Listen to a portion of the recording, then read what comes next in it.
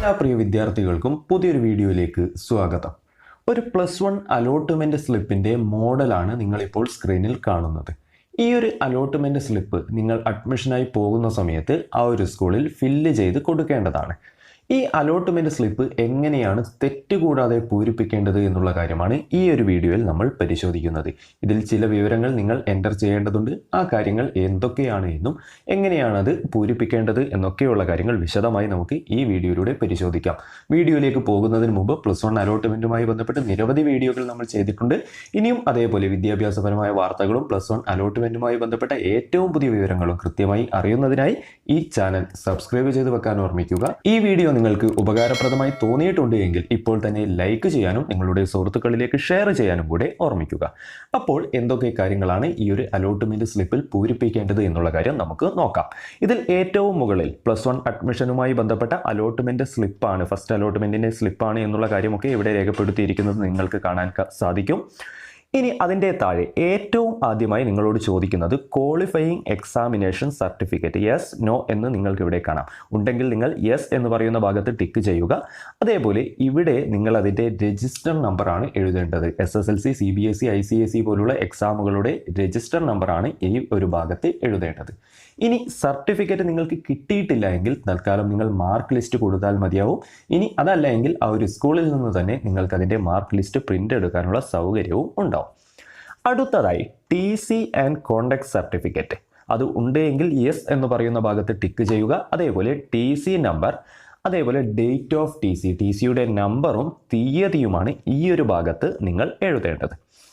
ഇനി മൂന്നാമതായി migration certificate. ഈ മൈഗ്രേഷൻ സർട്ടിഫിക്കറ്റ് എല്ലാ വിദ്യാർത്ഥികൾക്കും വേണ്ട ഒരു സർട്ടിഫിക്കറ്റ് അല്ല. കേരള ബോർഡിൽ നിന്നും മാറി SSLC പരീക്ഷ പാസ്സായ വിദ്യാർത്ഥികൾക്കാണ് ഇത് ആവശ്യം. അപ്പോൾ അത്തരത്തിലുള്ള വിദ്യാർത്ഥികൾ മൈഗ്രേഷൻ സർട്ടിഫിക്കറ്റുമായി ബന്ധപ്പെട്ട വിവരങ്ങൾ ഈ ഒരു ഭാഗത്ത് എൻ്റർ ചെയ്യേണ്ടതാണ്. ഈക്വലൻസി സർട്ടിഫിക്കറ്റ്, അതേപോലെ കേരള സ്കീമിൽ നിന്ന് മാറി പഠിച്ച വിദ്യാർത്ഥികൾക്ക്, SSLC പാസ്സായ വിദ്യാർത്ഥികൾക്കാണ് ആവശ്യം. അവർ ആ ഒരു സർട്ടിഫിക്കറ്റ് ഡീറ്റെയിൽസ് ഈ ഒരു ഭാഗത്ത് എൻ്റർ ചെയ്യേണ്ടതാണ്. ഇനി നിങ്ങൾ ആധാർ കാർഡ് അറ്റാച്ച് ചെയ്തിട്ടുണ്ട് എങ്കിൽ ഈ ഒരു അലോട്ട്മെന്റ് സ്ലിപ്പിന്റെ കൂടെ അല്ലെങ്കിൽ അപ്ലിക്കേഷൻ കൊടുക്കുന്ന സമയത്ത് ആധാർ നമ്പർ നൽകിയിട്ടുണ്ട് എങ്കിൽ ആധാർ കാർഡ് കൂടെ നിങ്ങളുടെ കയ്യിൽ ഉണ്ടാവണം. അങ്ങനെയാണെങ്കിൽ യെസ് എന്ന് പറയുന്ന ഭാഗത്ത് ടിക്ക് ചെയ്യുക. ആധാർ നമ്പർ ഈ ഒരു ഭാഗത്ത് കൃത്യമായി തെറ്റാതെ എൻ്റർ ചെയ്യുക. ഇനി ഏഴാമതായി നിങ്ങൾക്ക് കാണാം other certificate produced for admission. ഈ ഒരു ഭാഗത്ത് നിങ്ങൾ ഒന്നും എഴുതേണ്ടതില്ല. ഇതിന് താഴെ നിങ്ങൾ അപ്ലിക്കേഷൻ സമയത്ത് നൽകിയിട്ടുള്ള സർട്ടിഫിക്കറ്റ് വിവരങ്ങൾ കാണാൻ സാധിക്കും. നിങ്ങളുടെ ബോണസ് പോയിന്റുമായി ബന്ധപ്പെട്ട വിവരങ്ങളും ടൈ ബ്രേക്കുമായി ബന്ധപ്പെട്ട കാര്യങ്ങളുമൊക്കെ ഉണ്ടെങ്കിൽ അത് നിങ്ങൾക്ക് ഇവിടെ കാണാൻ സാധിക്കും. അടുത്തതായി എട്ടാമതായി ഏറ്റവും പ്രധാനപ്പെട്ട ഒരു ഓപ്ഷനാണ് നിങ്ങൾ കാണുന്നത് സെക്കൻഡ് ലാംഗ്വേജ് ഓപ്റ്റഡ്. അതായത് നിങ്ങൾ തിരഞ്ഞെടുക്കുന്ന സെക്കൻഡ് ലാംഗ്വേജ് എഴുതേണ്ട ഭാഗമാണിത്. അത് നിങ്ങൾ കൃത്യമായി ഈ ഒരു ഭാഗത്ത് എൻ്റർ ചെയ്തിരിക്കണം. അത് നിങ്ങളുടെ താല്പര്യത്തിനനുസരിച്ച് സെക്കൻഡ് ലാംഗ്വേജ് നിങ്ങൾ സെലക്ട് ചെയ്യുക. വളരെയധികം ശ്രദ്ധിക്കുക.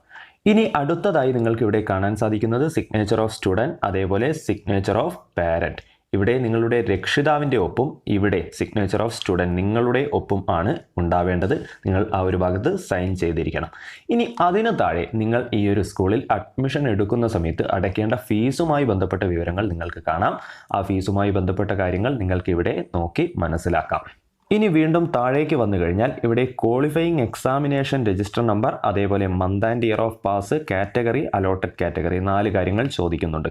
ക്വാളിഫയിങ് എക്സാമിനേഷൻ രജിസ്റ്റർ നമ്പർ എന്ന് പറയുമ്പോൾ നിങ്ങളുടെ SSLC അല്ലെങ്കിൽ CBSE, ICSE രജിസ്റ്റർ നമ്പറാണ്. അതാണ് ഇവിടെ എൻ്റർ ചെയ്യേണ്ടത്. ഇനി month and year of pass, നിങ്ങൾ പാസ്സായ മാസവും വർഷവും ഈ ഒരു ഭാഗത്ത് എഴുതുക. കാറ്റഗറി, നിങ്ങളുടെ കാറ്റഗറി ഏതാണ് എന്നുള്ള കാര്യം, അതേപോലെ അലോട്ടഡ് കാറ്റഗറി, ഈ 2 കാര്യങ്ങളുമാണ് എഴുതേണ്ടത്. ഇതിൽ സംശയമുള്ള വിദ്യാർത്ഥികൾക്ക് അതെങ്ങനെ ഫില്ല് ചെയ്യാം എന്നുള്ള കാര്യം പറഞ്ഞു തരാം.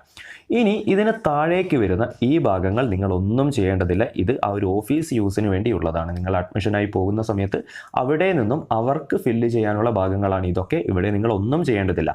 ഇവിടെ പ്രിൻസിപ്പാളിൻ്റെ സൈനും അതേപോലെ വെരിഫൈ ചെയ്യുന്ന ആളുടെ പേരും ഒപ്പും ഒക്കെയാണ് വേണ്ടത്. അപ്പോൾ ആ ഭാഗങ്ങൾ നിങ്ങൾ ഒന്നും തന്നെ ചെയ്യേണ്ടതില്ല.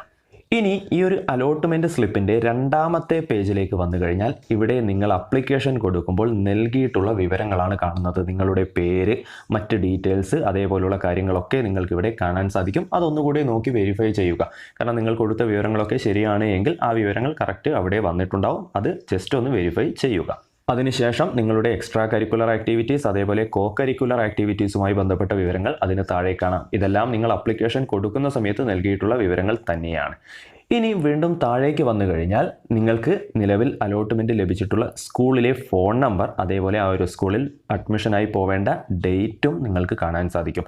ഇവിടെ അഡ്മിഷൻ തുടങ്ങുന്ന ഡേറ്റ് അതേപോലെ അഡ്മിഷൻ അവസാനിക്കുന്ന ഡേറ്റ് രണ്ടും നൽകിയിട്ടുണ്ട്. അപ്പോൾ അതിനിടയിൽ നിങ്ങൾ അഡ്മിഷൻ എടുത്താൽ മതിയാവും. ഇനി അടുത്തതായി ഏറ്റവും അവസാനമായി നിങ്ങൾക്കിവിടെ നിലവിൽ അലോട്ട്മെൻറ്റ് ലഭിച്ചിരിക്കുന്ന സ്കൂളിൻ്റെ പേരും അതേപോലെ അവിടെ അലോട്ട്മെൻറ്റ് ലഭിച്ചിട്ടുള്ള കോഴ്സും ഏത് കാറ്റഗറിയിലാണ് അലോട്ട്മെൻറ്റ് ലഭിച്ചിട്ടുള്ളത് എന്നുള്ള കാര്യവും കാണാൻ സാധിക്കും. അത് ഒന്നുകൂടി നോക്കി ഉറപ്പ് വരുത്തുക. അതിനനുസരിച്ച് ആ ഒരു സ്കൂളിലാണ് നിങ്ങൾ പോയി അഡ്മിഷൻ എടുക്കേണ്ടത്. ഇനി അതിനും താഴെ ഇവിടെ പ്രധാനപ്പെട്ട ഒരു ഓപ്ഷൻ കൂടെ നൽകിയിട്ടുണ്ട്. ആ ഒരു സ്കൂളിലുള്ള സെക്കൻഡ് ലാംഗ്വേജുകളാണ് ഇവിടെ കൊടുത്തിട്ടുള്ളത്. അപ്പോൾ ഈ ഒരു സെക്കൻഡ് ലാംഗ്വേജിൽ നിന്നും നിങ്ങൾക്ക് താല്പര്യമുള്ള ലാംഗ്വേജ് ഏതാണോ അതാണ് സെലക്ട് ചെയ്ത് നേരത്തെ കണ്ട കോളത്തിൽ എഴുതേണ്ടത്. അപ്പോൾ ഇത്തരത്തിലാണ് ഈ ഒരു അലോട്ട്മെൻറ്റ് സ്ലിപ്പ് പൂരിപ്പിക്കേണ്ടത്. ഇത് കൃത്യമായി എൻ്റർ ചെയ്ത് ആ ഒരു സ്കൂളിൽ കൊടുക്കാൻ എല്ലാ വിദ്യാർത്ഥികളും ഓർമ്മിക്കുക. ഇനി അഡ്മിഷനായി പോകുന്ന സമയത്ത് നിങ്ങൾ ശ്രദ്ധിക്കേണ്ട വളരെ പ്രധാനപ്പെട്ട ചില കാര്യങ്ങൾ കൂടെയുണ്ട്. അതെല്ലാം കൂടെ ഉൾപ്പെടുത്തിക്കൊണ്ട് നമ്മൾ ഒരു വീഡിയോ ചെയ്തിട്ടുണ്ട്. ആ കാര്യങ്ങൾ കൂടെ എല്ലാ വിദ്യാർത്ഥികളും അഡ്മിഷനായി പോകുന്ന സമയത്ത് മനസ്സിലാക്കിയിരിക്കണം.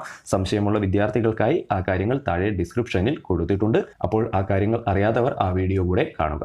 അപ്പോൾ ഇത്രയുമാണ് നിങ്ങളെ ഇപ്പോൾ അറിയിക്കാനുള്ളത്. ഇനി ഇതേപോലെ +1 അലോട്ട്മെൻറ്റുമായി ബന്ധപ്പെട്ടും മറ്റ് വിദ്യാഭ്യാസ വാർത്തകളും കൃത്യമായി അറിയുന്നതിനായി ചാനൽ സബ്സ്ക്രൈബ് ചെയ്യാൻ ഓർമ്മിക്കുക. ഈ ഒരു വീഡിയോ നിങ്ങൾക്ക് ഉപകാരപ്രദമാണ് എന്നാണ് എനിക്ക് തോന്നുന്നത്. അങ്ങനെയാണെങ്കിൽ വീഡിയോ ലൈക്ക് ചെയ്യുക. നിങ്ങളുടെ സുഹൃത്തുക്കളിലേക്ക് കൂടെ ഷെയർ ചെയ്യാൻ ഓർമ്മിക്കുക. ഉടൻ തന്നെ +1 അലോട്ട്മെൻറ്റുമായി ബന്ധപ്പെട്ട ഏറ്റവും പുതിയ മറ്റൊരു വീഡിയോയുമായി നമുക്ക് വീണ്ടും കാണാം.